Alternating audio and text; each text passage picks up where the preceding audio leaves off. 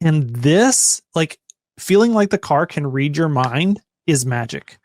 And the next time we get free trials and people have a free trial of version 13, I expect that to be a massive inflection point. Okay, so we've seen this, lots of videos coming out. Early reviews are pretty amazing. You've got Ashok Laswamy posting this yesterday. 13.2.1 is now rolling out Y to AI for customers. I wanted to ask you also why 13.2 is rolling out. He was saying 13.3.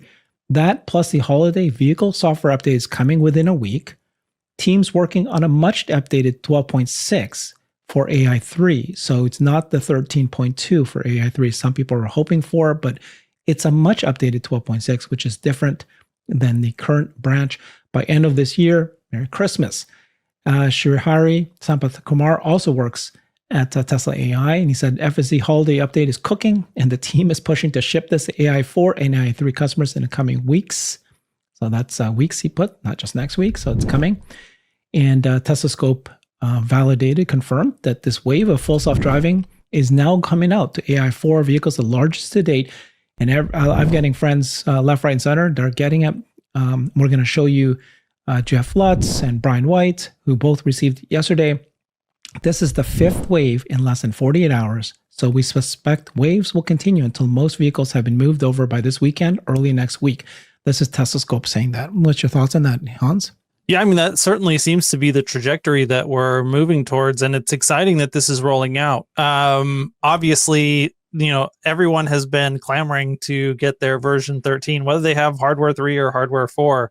And we now see that at least the hardware 4 people are getting it. And then I actually appreciated the comments that we got from Ashok about 12.6 having a significant update and rolling out to hardware 3 as well. So, I know that a lot of people that have hardware 3 are feeling the FOMO right now, and I understand that feeling, but I don't expect Tesla to leave hardware 3 behind. It's not going to be as up to date as AI4, especially, the further down this road that we get, but they're going to continue the development on hardware 3. It's going to continue to improve, and it will get the capabilities that we see on 13.2 right now.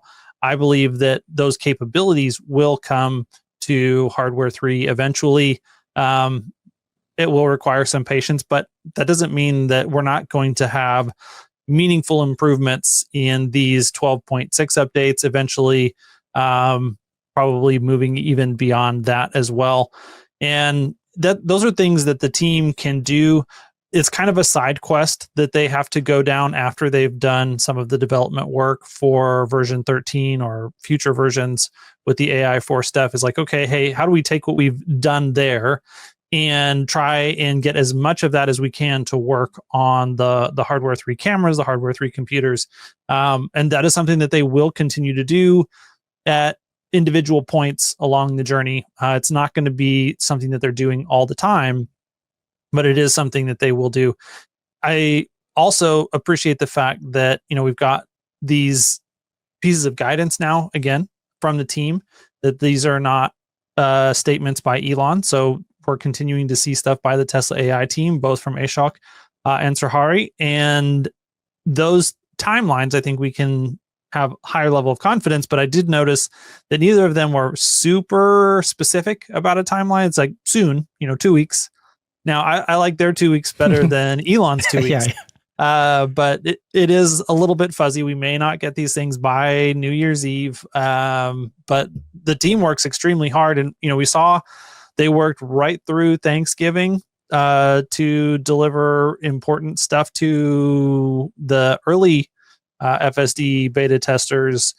And I would not be surprised to see the lights on at Tesla AI right over Christmas this year, trying to deliver all this stuff to all of us. And I think that, there are parts of the Tesla community that appreciates how hard the Tesla AI team works. But for those who are complaining about, oh, my hardware 3 computer doesn't have what, Chuck Cook has today, like, these people are working insanely hard. They're delivering and shipping insanely incredible products. Like, Just calm down and let the team cook. Let the team cook, and they're cooking. Sorry, just real quick, go back to answer the question. You said, why 13.2 now instead of 13.3? So there's two possible interpretations. One of them is that the reaction of the 4 OG beta testers to 13.2 was so good that they felt like this is actually ready to go wide. Yeah. The other is that maybe 13.3 is taking a little bit longer to finish up. So optimistic people will say it's going to be one thing. Pessimistic people are going to say it's going to be the other thing. It's hard for us to know from the outside. The really important thing, though, is that 13 is going wide to customers. It's going wide. Okay. And 13.3 will be here soon. Exactly.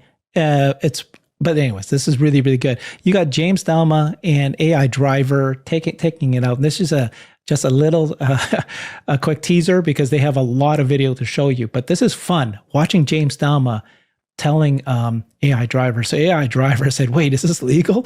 And then James Dalma says, yeah, welcome to San Francisco. They're turning down this tight lane here. And just watch what FSD 13 does. It's quite impressive. Wait, is this legal? Yeah, it is. This is legal? Welcome to San Francisco. Oh my God. What this are we going to do? Two-way, one. It's going to, what's it going to do now? It's going to go up there because it's got a spot to pull over and let this guy through. All right. Let's see if it doesn't. Yes. Oh yes. My God. Yes. That was unbelievable. That was good. Wow. It saw that. Can you believe? Like, that's a very subtle feature. That's crazy. Tight one lane. I guess it looks like a one lane, but you can go both ways. It knew to do that. It went in and then it paused because it was looking all the way down there. And I think James Dalma was saying, okay, there's a vehicle there that was taking up the space. But he goes, can you actually see that you can actually go around it? Because you might not be able to. And he goes, oh, I can't. And then it did it. And then reading the intent of the driver who was coming this way. And that was excellent behavior. And you got to remember that when FSD V13 is encountering this situation, it's not like someone who knows the streets well.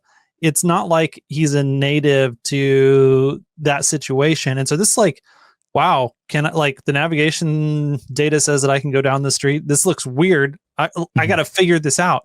And then it does. It figures it out. It makes an incredible decision, set of decisions on how to proceed, executes it flawlessly, even gets the right tire up on the curb a little bit there at the very end to come back into its stop sign. The whole maneuver was the exact type of situation that people have said for years. Oh, Tesla's never going to be able to solve this with their cameras. And well, they did. And it's going to keep doing stuff like that and more. We're still this isn't even the final version of this is the worst that FSD software is ever going to be moving forward. And it can already do these types of things. It's getting better so fast. I mean, it's just astounding what the team has been able to accomplish. And James was pointing out that it was able to see very far down the lane. That's far. That wasn't that close, right? I mean, we've talked about this a little bit. One of the things that version 12 started to do very well was short range planning. It got really good at.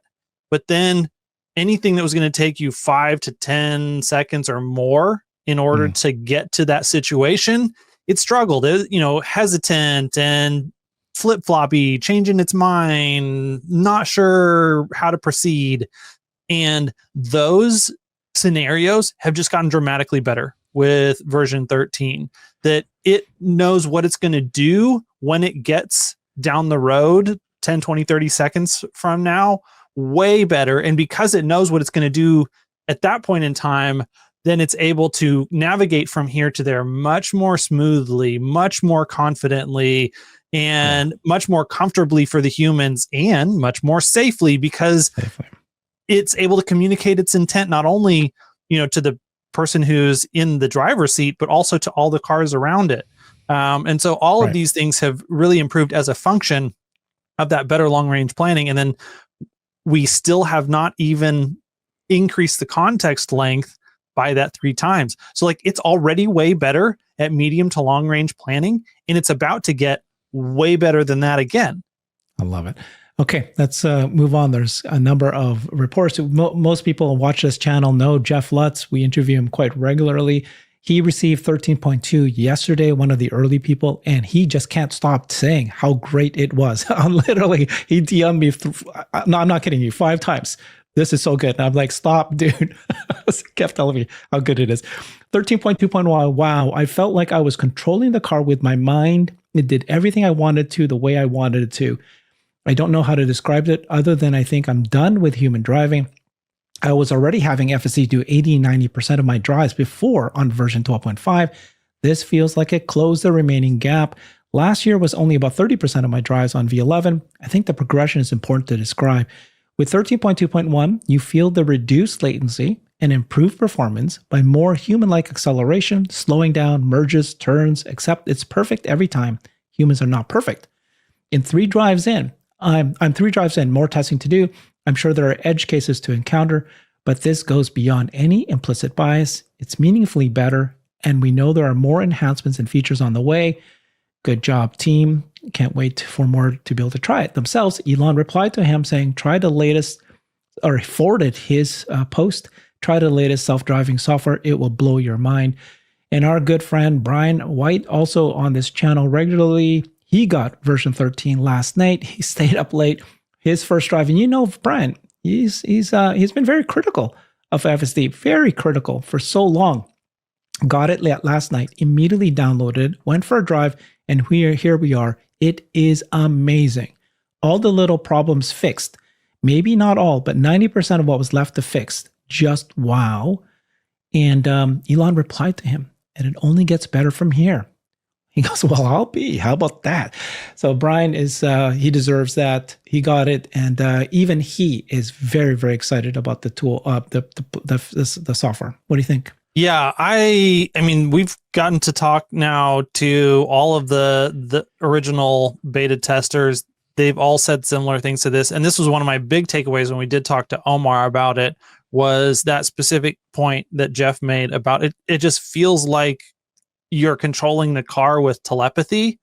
Like you're not even, like it's got mind reading capabilities, that it knows how to drive exactly the way that you would drive in that situation. And it reacts to things even before you can react to them, doing exactly what it was that you wanted to do in that situation. It's just like, do you need to intervene when the car reads your mind and does the exact thing that you wanted it to do anyways? That is exactly how it should feel. And there's a magic quality to that experience that I'm excited to finally have once I have version 13 on my car. That when, you know, we've seen Tesla roll out free trials of FSD, and the uptake on that subscription has been okay, but not super incredible. But the quality of the software was good, but not magic. And this, like, feeling like the car can read your mind is magic. And the next time we get free trials and people have a free trial of version 13, I expect that to be a massive inflection point. Yeah. I think you and I have talked about this, but it's funny how some people go in FSD uptake 20%. Oh, I'm going to project it out for the next several years to 40%, 50%. No, dude. If this thing is good, it's going to be an 80, 90%, or it's going to be at 30 or 20%. Yes. There's no in between. No in between. That's 100% right. Just think through the framework of crossing the chasm. Like right now where it is it's a novel product that's great for early adopters, but it hasn't reached the level of maturity as a product to be mass acceptable. And once they finally get the software dialed in to where normal everyday people who try it are like, oh my gosh, this is incredible, I have to have this, then you go from 15 to 20% take rate to 60 to 70% take rate, and your business model changes on a dime. Yeah. All right. Well, so Brian White did that video, and in his video, John from Tesla Owner Silicon Valley just summarized what Brian said. FSD 13 is a life hack. Highlights recognize an intersection flashing red as a stop sign, not a stop light that is turned to green. This was one of Brian's pet peeves. He goes, I'm not supposed to turn right here, even though it's a flashing red. And it knew to do that. Stopped and waited at no right on red. This one here, no right on red. Parked, unparked, extremely smooth. No whiplash that used to have with the full stops. Some other normal, natural driving behaviors introduced. All right, so let's keep going here. We did have an accident here. So this is Bradford Ferguson reported this last night. It was not FSD's fault. It was just a simple rear ender. FSD was not at fault, handled the situation perfectly. I did not take over. Got rear-ended when traffic suddenly stopped ahead of me. The Tesla came to a perfect stop, exactly how he would have done it. Yeah, but when you watch this, it didn't look like that Bradford's car stopped suddenly. It was pretty normal how the car in front of you stops, you have to stop. But you can see the guy in the back did not see it because they were accelerating. So let's take a look at that. Here's the rear ender. Here's the rear camera.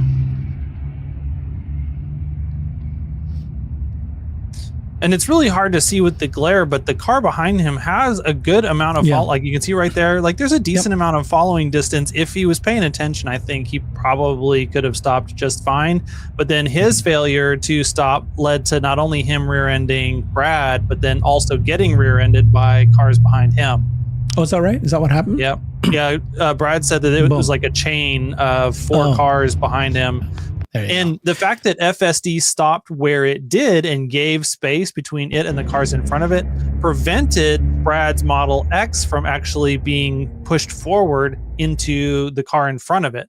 And so FSD handled it perfect. Like you can't stop the person behind you from running into you, but you can leave yourself enough distance from the people in front of you to where if you do get hit, then you're not contributing to a chain. Yeah, that was the side view, and this was the front view. His front view. Camera. Yeah, and in that side view, you saw the car that actually hit the car that hit Brad pop over onto the right side. Gotcha. I didn't realize it was a chain. But here Brad's saying that his Tesla stopped 4 feet away from the car in front. So that car stopped, and FSD did it well. Look at that. It doesn't look like it was a sudden thing, you see? Yep. So anyways, okay. So that was great, but it's the first accident. My Tesla stopped 4 feet from the car in front, prevented me from chaining into the car in front of me. The car that rear-ended me was one of the 4 cars that rear-ended others in the chain behind me. Wow. 4 cars. Okay.